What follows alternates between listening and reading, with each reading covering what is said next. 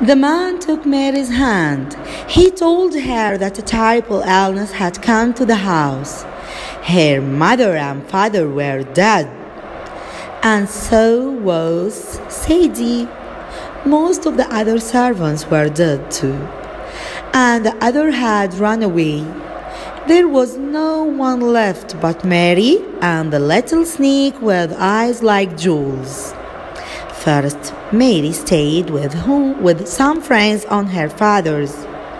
Their children laughed at her and called her names. "You are going home next week," said one of the boys. "And we are pleased that you are going." "So am I," said Mary. "But where am I going to live?" "Don't you know?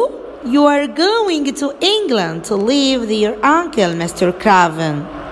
He lives in a big old house on the moor. No one likes him."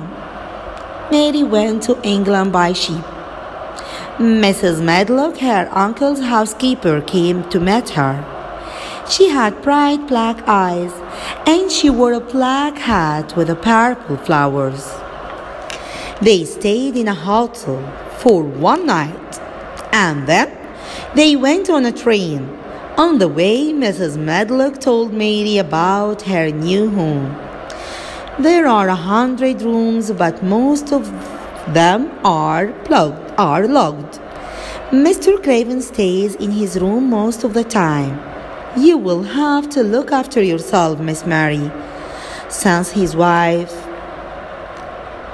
he hasn't cared about anything or anyone." "She died," gasped Mary. She turned to watch the rain running down the window and thought about her new life in this sad house. When they reached their station, Mrs. Medlock picked up the bags. Mary didn't help her. She never helped with anything. In India, the servants did everything for her. A carriage was waiting for them outside the station. They drove across the dark moor for mile after mile after mile.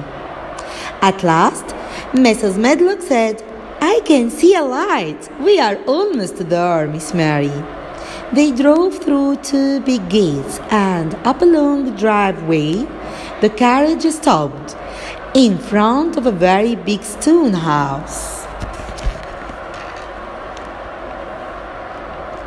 A servant opened the large wooden door, and Mary and Mrs. Medlock went inside, standing on the cold stone floor of the hall.